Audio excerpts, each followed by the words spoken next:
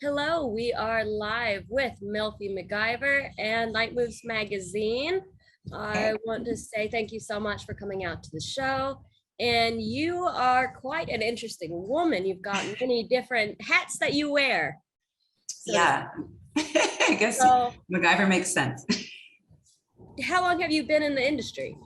Um, Officially about 3 years, but I think like all of us, especially people in healing industries and things like that, we were kind of sex workers without realizing we were sex workers, for a long time in our relationships, in just taking care of people being liberated. So it just all kind of accumulated together and made sense a few years back. And I found the gusto to be my most authentic self, I guess. So That is one of my favorite questions I was going to ask you. So I'm going to go ahead and come out of the gates with it. Do you consider yourself to be a sex worker? I do. I'm a virtual sex worker that wants to help protect in-person sex workers. And I'm sure we'll dive into some of that later, but I do because I am taking a monetary exchange for a service, which is sexual. That's the most simple way to put it, but bottom line is that is what this is. So in 2019, you started a coaching program. Well, I started a evolution of my existing safe for work, wellness, and kind of life and relationship coaching, and decided to finally dabble in it in a more risque approach to my marketing. And again, a more authentic version of who I was instead of being late at my gym that I owned at the time, having men sit down on the countertop and leave their wedding ring in the locker room and then spill all their stories on me and me have secrets and give advice on things I didn't want to keep. I'm like, I have to monetize this and I have to boundary myself from this drain in any career I had, salon, gym, anything. And so, yeah, I decided to approach it with a purpose that was me and a fulfillment that I needed. I was celibate at the time, and it worked. Yeah. You're celibate at the time. I was healing from a over sexualized journey of myself. A lot of stuff in my past with authentic sexuality kind of landed me in places that I'm like, how am I here again? Just alpha males, power dynamics with money and business.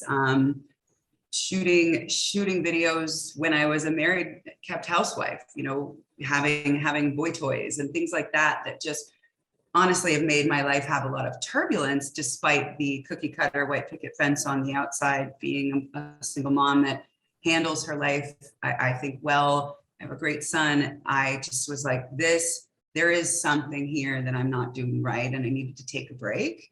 I needed to keep my power, and again, needed to put that boundary up because it was giving away a niche that's, to me, invaluable. Someone that provides a space for men or women, but a lot of men, to not just get out their frustrations, their fantasies, their kinks, but someone that actually cares on the other side. And that's not been an easy road, but it did collaborate with everything I've ever done in my whole life. And that's kind of where MacGyver came in, because I'm like, I'm not a niche. I'm kind of a lunatic that covers a lot. You're a real person.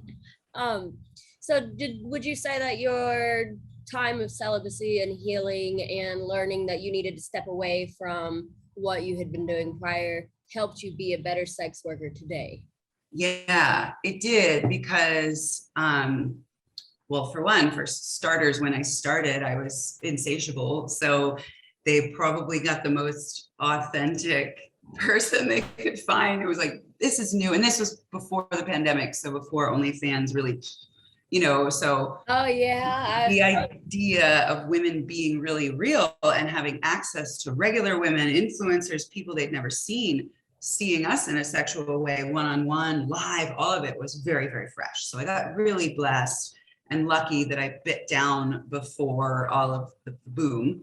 But yeah, I think I was really authentically horny and then just so excited to implement other things. I'd get on live cams and take questions about macros and testosterone, and they're like, who is this woman? You know, it was new to them to see a cam person or all of this like cooking and implementing that stuff, selling CBD and protein powder. I had to do it for me, or I would have felt like I was making an excuse to make money, and it really wasn't the case. And I immediately was transparent with my family. You know, I'm like, I'm doing this because this is me. You guys know all the roads that I've been down by being a liberated person and poly and open about it. And I'm just done. I'm done pretending that there's something wrong with this. It's healthier than what most people are doing, hiding who they are. So most of your wellness programs are geared more towards men. Do you have any coaching classes, any wellness for women? Oh, that's how I started. So I used to own a salon until February of 21. And my whole life was women. I suffer from 4 endocrine disorders, autoimmune, that mostly only affect women, PCOS, infertility. I was overweight my whole life. So my whole life came with women in my salon, behind my chair, to where I had to start to hybrid and charge for coaching too, because I was giving away everything. Then I started in a partnership in the gym, and I was the wellness and sales consultant, and then I earned my partnership. But my whole base was the programs mostly for women in menopause and hormone issues and girls with eating disorders. So my beginning is there, and that one is there. I can't really market to that with Milfy, but that exists still. I just needed a way to stop having men put that on me without booking my services, and also seeing there's so much hurt and pain in the world based on men not being able to be authentic about their needs. You know, it's something as little once a week, somebody that, how do I confess that I'm having an affair? You know, all of these things, how do we open up our relationships? How do we tell our wives that I'm jealous that you only pay attention to the kids? The women need that love and support and understanding from a woman. And then the men also need someone to almost speak for the women. So for me, there was a big part of my business missing. And no, kids and women and the family stuff is my core. But with that, I found a lot of the issues I'm having with the women are coming from the men, and no one's doing this for them. So I have another safe for work business that doesn't combine. So You say your ratio of women to men clientele is? Well, it used to be 75-25 women. Through the pandemic, I also, you know, with OnlyFans and that boom, and then the money there, it's definitely the other way around. But it also, in part to the pandemic, my gym and my salon are gone. So I'm not working with women all day.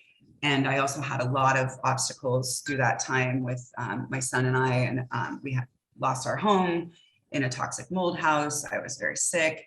So I had so much happening that I had to keep it simple. And with that, you know, Milfy has definitely evolved really quickly, and other things are, you know, lower on the scale. But my retaining, you know, my lifer clients, my regulars, there's women that, even if I'm not doing their hair, we still speak and we do calls and things like that. So I miss it. That's actually the 2022 goal, is merging the two without being offensive to either gender with too much sex or not enough. And it's hard to do. I know you understand that, a lot of creators. Yes. So you mentioned OnlyFans several times already. So did you have your OnlyFans set up and running prior to 2020, or was this a post-pandemic move for you? No, I was lucky. A very large creator was a friend of mine, a client in my salon for years, and had just been like, you need to do this. She knew all my crazy stories, and, you know, she's like, this is you. And I was actually doing her hair, and she had my laptop in the chair, and it was like October of 2019. And she posted me, put five to 10 pictures up so you're able to do stuff. It was between Goddess MacGyver and Milfy MacGyver, because she's like, this is who you are. And the next morning I woke up with like 2,000 free fans, and I stayed up for like 36 hours straight, and I couldn't believe what had happened. Shortly after that, I walked away from my active role at my gym, which needed to happen. You know, it's very hard to to be the lowest on the pay scale of equity and put in that many hours as a single mom. So I went for it hardcore. So you Yeah, were and in then between Goddess MacGyver and Milfy MacGyver. Why did you choose Milfy? because I was still gonna be a secret. I didn't have Instagram. I didn't have Twitter. I built this solely inside of OF to start.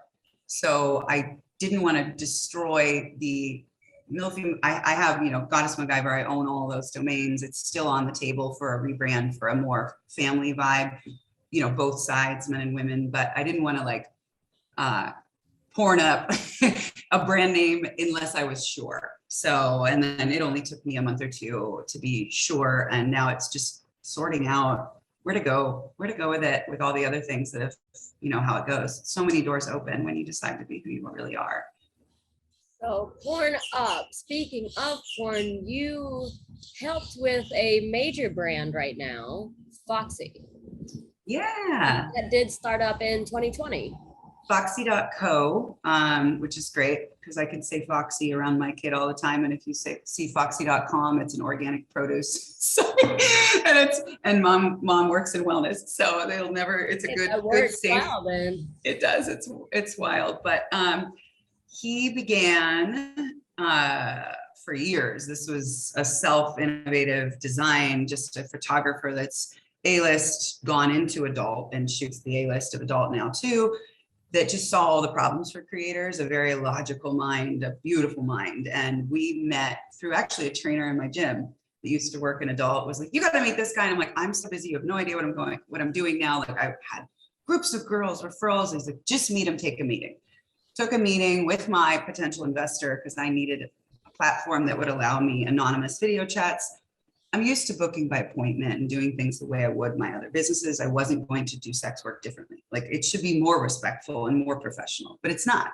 We allow it, the men expect it. We're all fixing it right now. But Foxy's e-commerce capability immediately enabled me to go, here's a link to a video chat. The chat's built in. You remain anonymous. I remain anonymous. I'm not paid until we fulfill the call. Please show up. That's the only way you will lose your money. And I put wellness coaching next to what I call bad girl time. So if relationship coaching next to bad girl time, unicorn time for couples.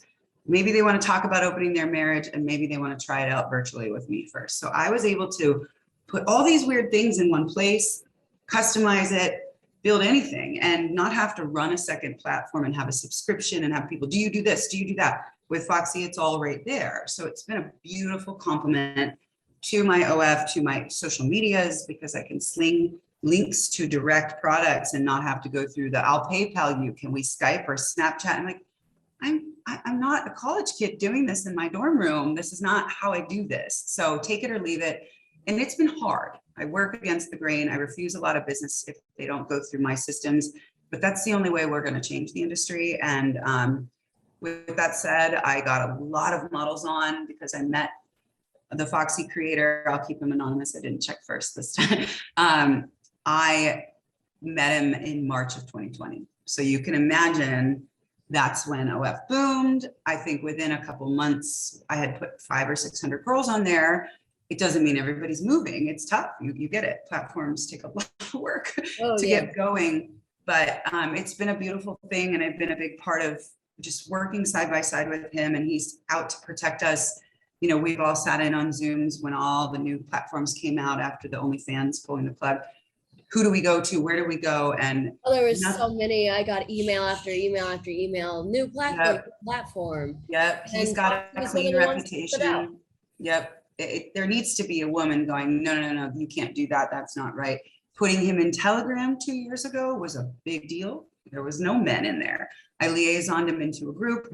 They found him to be soft, to be, out for the best of us. He's got not one bad thing in the industry as a photographer, which is really hard to accomplish over 20 some years.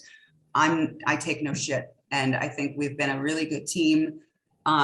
It's work, but we've got a lot of stuff happening. I can't talk about, a lot of cool things going on, and it's always changing. He's always evolving. I would say that's my only complaint is stop changing it and let me blow it up.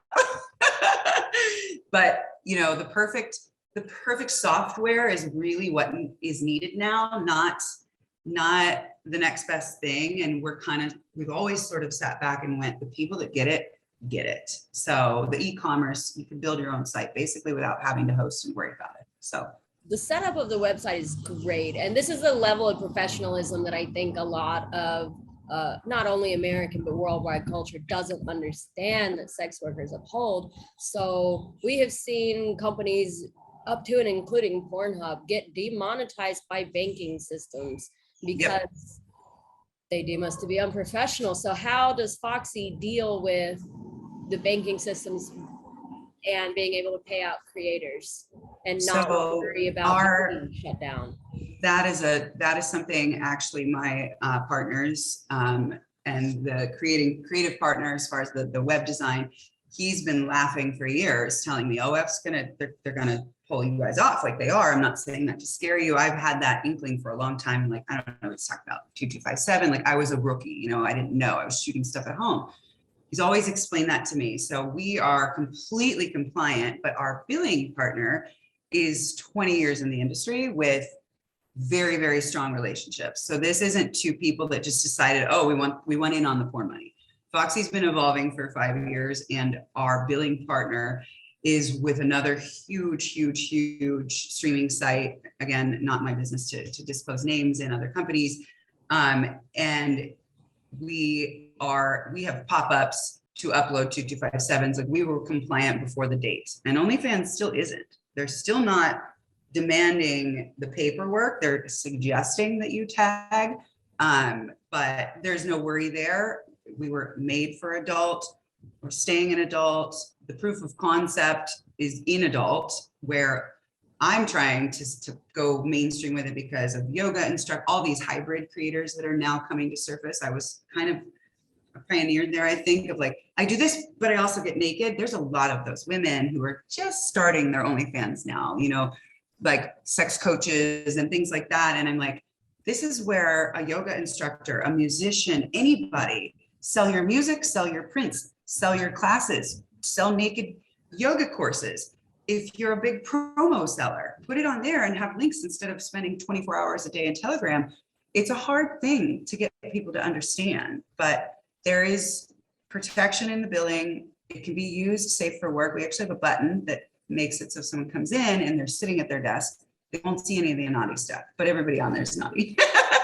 So it would be empty, but I want to white label it for a wellness site, the whole structure, but there's so much to be done, but the billing is the cool part. I don't have to, I get to say, don't worry about it, because that's what these guys were way ahead of the game because they've seen the game for 20 years. And I've been kind of like, well, they're really sure of everybody else falling apart. And then I watched it happen. So it's reassuring. We're good. We're good As on that. a company that does host adult content, you said there was also other people, but that allowing adult content, would you say that as long as you require 2257s from everyone, that you don't have to fear the banks coming after you? And then yes, correct. And then the IDing, our creator, like the CEO, sole owner of Foxy, still checks every ID and passport and looks up every social himself. I have been saying, you can't do that. You need to be doing more important things. He's like, what is more important than catching an underage girl or someone that's been sold into sex work with really good paperwork? You know, that is the most thing I can do to protect our site as it's coming up, because one person, underage, fraudulent, and we could all go down. And then everybody's work, everybody's security is gone. So the respect I have for my partner on the by the books is insane. And even just shooting with him, it's the same way. Everything is just rigidly by the book because he knows what happens if not. You make one mistake in this industry and in the wrong hands get a hold of it, you're done. So that is why my eggs are over there. I need other platforms, of course, but it's caught up with my OF money, and I don't log in sometimes for days unless I have appointments. It's great. So how many countries does Foxy span over, and does that change based on where the person is, what they need to do in order to be compliant with Foxy? We're nation or worldwide. There's a few countries that unbiasedly we do have, blacklisted because of the amount of fraud that's been attempted. But any creator trying to get on in those countries is always, we will whitelist the creators so that they're not blocked. It's more about the fans and the fraud. But everybody has the same protocol. We do everything based on the billing companies. So it doesn't matter if you're in Guam or you're in Los Angeles, what we're required to receive by MasterCard, Visa to stay compliant is required of everyone. There's no loopholes or differences because we have to. So is that what you meant? Yes, thank you. And I want to ask before we close out, if you could name your number one accomplishment for your entire life, what would that be? My son. And he's a big motivation, and someone might laugh until I elaborate on that. I've been a single mom since he was in the womb. He was a product of a messy opening of a marriage, not with the ex-husband. So I've had some struggles providing, protecting us, supporting us multiple times. And in that struggle, learned a lot about men and learned a lot about the potential of my son's EQ, IQ, and looks. And I'm like, he's either going to be a great one or a destroyer of women if I don't hone in on the best of his potential and become firm. So my work is a lot of research. I feel like I am able to parent an intelligent, handsome 7-year-old boy so well because I deal with men from 18 to 60 all day. And I actually care about their psyche and it's not just slanging my nudes. It is, my business was very hard to scale because I don't allow other people to talk to my fans. And it's really hard, but I've kept it that way. And it's given me such protection, financial protection during the hardest times of my life for my son. So he's the biggest accomplishment, but my work is what helps me do that right. So it really is. I'm grateful for all of it. So grateful. That is so beautiful. Thank you. Last but not least, in 5 sentences or less, what advice would you give to a woman wanting to come up in business? And considering you have owned a salon and a gym, let's go ahead and broaden it to any business, not necessarily just OnlyFans. Okay. A sec, so I don't ramble. Make sure you're sure, number one. It doesn't mean about your finances, your money, the setup, the LLC, but make sure you fucking love it. You gotta love it because it's not gonna be easy. It's gonna be ugly. You're gonna feel like a failure even when you're not failing, and it's never gonna be over. There's no time clock. So just make sure you can take it on, get a good advisor, mentor, and that can be anywhere. My best advisor for Milfy is in corporate America in a publicly traded company, and it's a 6-year-old man. So it's having an ally and having a support system for the unknown. And then at the same time being a bit hypocritical, just go hard. Once you decide you're going to do it, don't look back. And you have to be the most lunatic, believable person. You have to be convicted every day, or it won't work. It won't work. Thank you so much. So where can we find you? What is your website? What is your OnlyFans handle, Instagram, Twitter? Where are you? I am all Milfy MacGyver. So if at Milfy MacGyver for everything across the board. My VIP page on OnlyFans is a different name, but you can find that. Hypehub.com is my link share. We actually own that and created that too to help creators. So my link in bio, like everybody else, MilfyMacGyver.com exists. So I'm not hard to find. If you see stuff that I didn't put up there, report it, and I look forward that I have a, safe for work email inquiry on my website for the guys maybe looking for coaching or women not looking to subscribe to OnlyFans. I try to give lots of avenues to access me personally. So thank you. Thanks for letting me share. Everybody that's watching this, everybody that's looking at this magazine, men, women, whatever, go find her website, check out her social media, read more about her.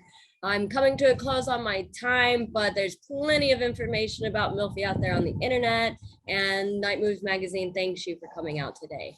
I really appreciate it. Thank you.